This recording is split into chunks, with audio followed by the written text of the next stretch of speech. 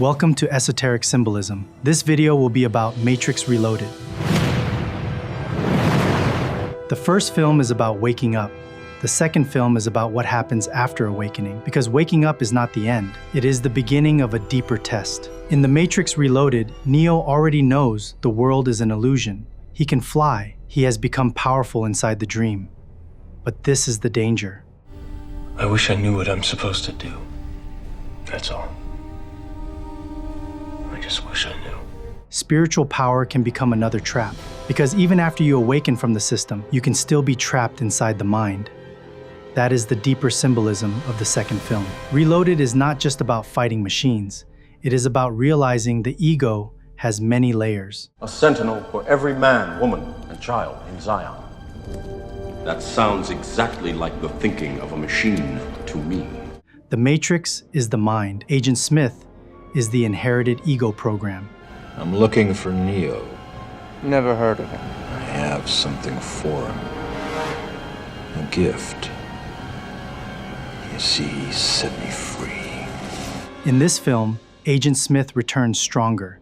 He no longer works for the system. He becomes a virus. That is a huge symbol. Because of you, I'm no longer an agent of this system. Because of you, I've changed. I'm unplugged. A new man, so to speak, like you, apparently free. The ego begins as programming, but when it is not integrated, it becomes a virus in consciousness.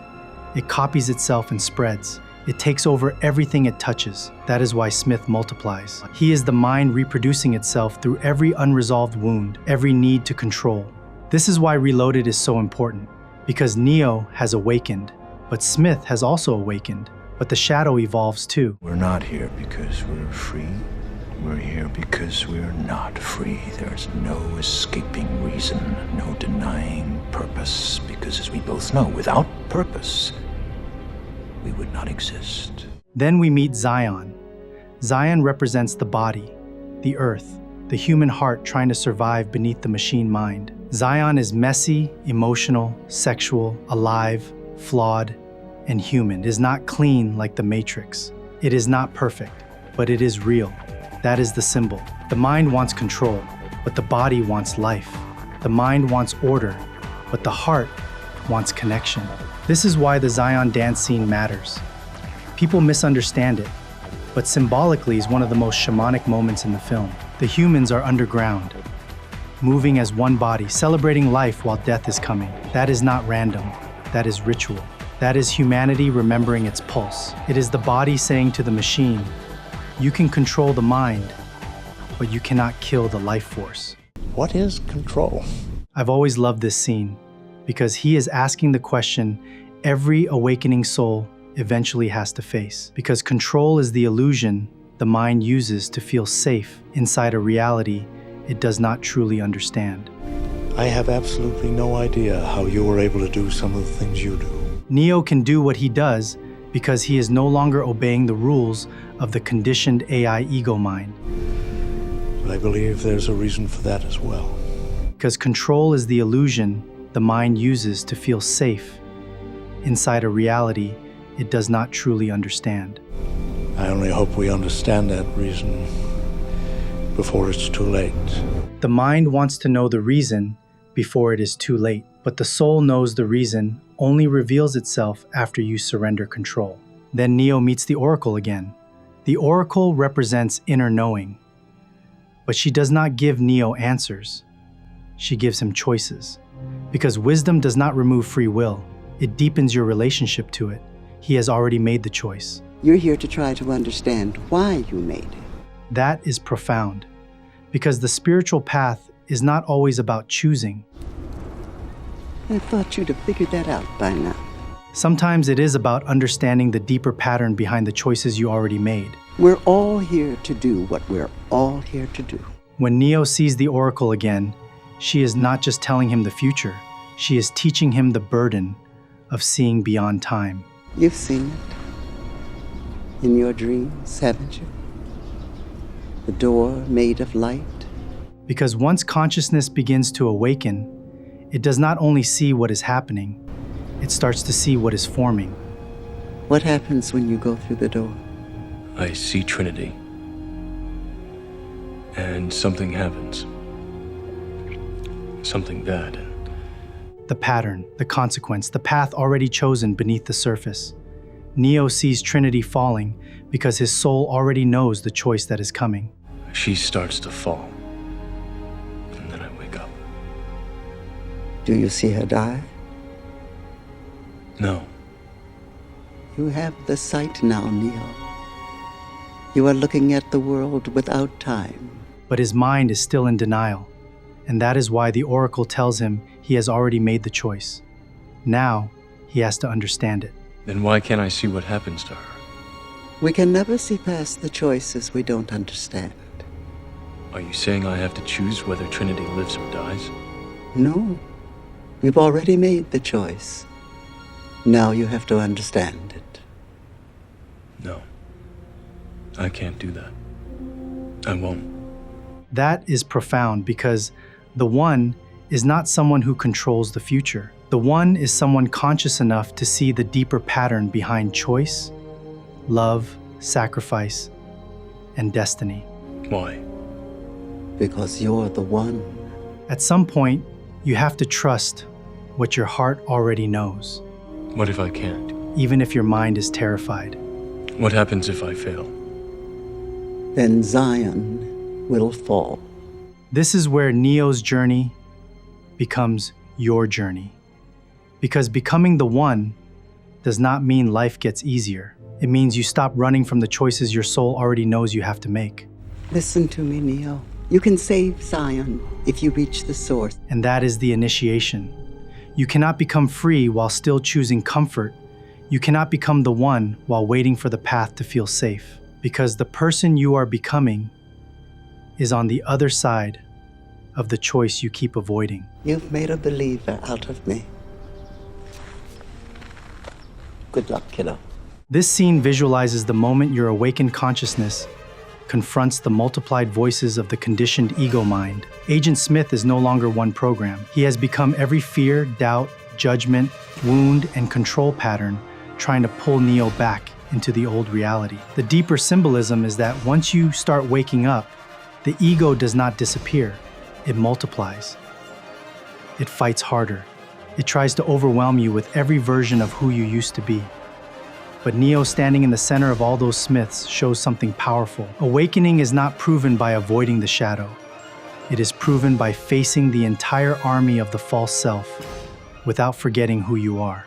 Then we meet the Merovingian. He represents the old occult mind, power without heart, knowledge without humility, control disguised as sophistication. He understands cause and effect, but he has no compassion. He is what happens when someone has spiritual knowledge but no surrender. He knows how the system works, but he is still trapped inside desire, still addicted to possession, still trying to own what cannot be owned. That is why Persephone matters. She represents the forgotten heart inside the world of power. She wants one real kiss from Neo. Not lust, not manipulation, a real feeling. I want you to kiss me as if you were kissing her. Because even in the underworld of control, the heart still remembers truth.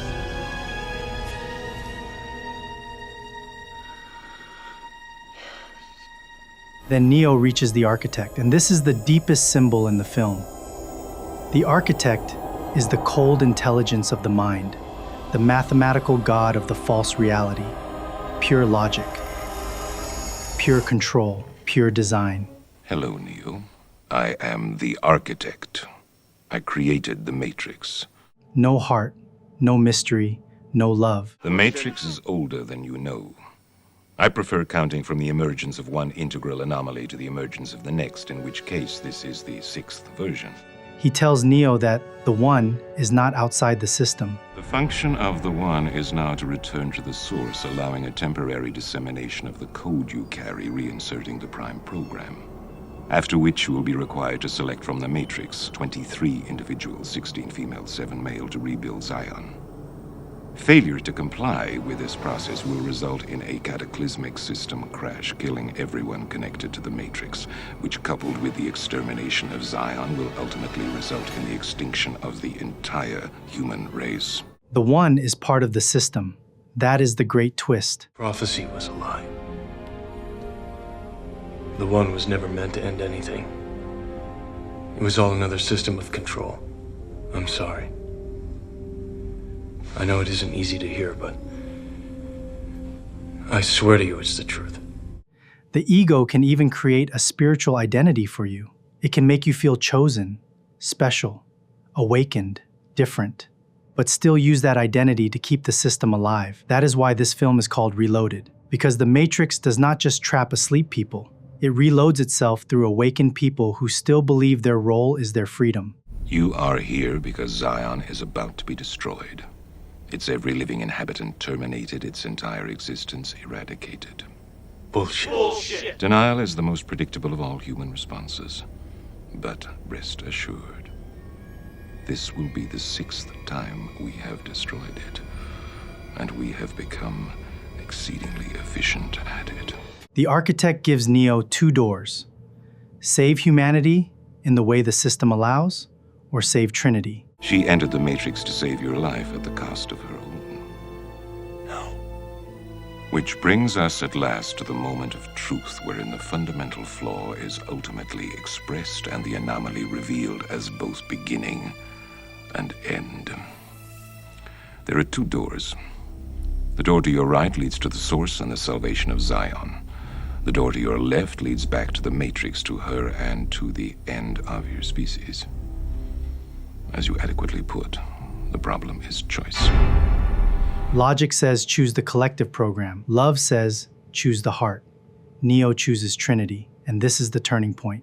Because for the first time, the anomaly does not obey the cycle. He chooses love over the system's design. Hope. It is the quintessential human delusion, simultaneously the source of your greatest strength and your greatest weakness. He chooses the heart over the mind's architecture. That is why Reloaded is not a failure. It is the necessary middle initiation, the place where awakening gets tested, the place where the ego becomes more subtle, the place where you realize the mind can turn even spirituality into another prison. The first film asks, are you ready to wake up? The second film asks, are you ready to stop worshiping your awakening? Because the goal is not to become powerful inside the Matrix. The goal is to become free from the need to control it. That is the symbolism of the Matrix Reloaded. It is the maze after awakening. The ego returns as Smith, the body returns as Zion, the heart returns as Trinity, the cold mind returns as the architect, and Neo stands between them all, still learning the deepest truth. You cannot think your way out of the mind. You cannot fight your way out of the ego. You cannot control your way into freedom. At some point, you have to choose the heart, even when the mind says it makes no sense. Because the end of the ego is the beginning of your true life. Trinity, I know you can hear me. I'm not letting go. I can't. I love you too damn much.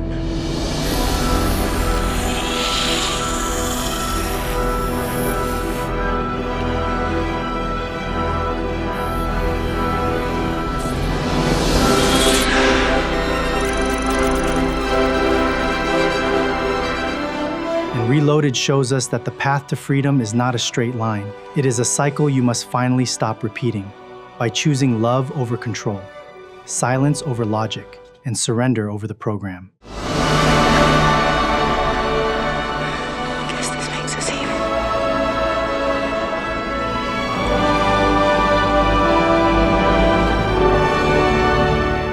This scene shows Neo's awakening has moved beyond the Matrix. Something's different. What? I can feel them. He is no longer just conscious inside the mind. He is becoming conscious of the forces behind the mind, the machines, the programs, the fear, the unseen intelligence that once controlled him from the outside are now something he can feel from within. That is the next level of awakening. Neo is no longer just escaping the program. He is becoming aware of all the mental illusions. He is no longer controlled by thought and the matrix of the mind. That is where Reloaded leaves us, and in the third film, Neo will learn the truth every ego fears most.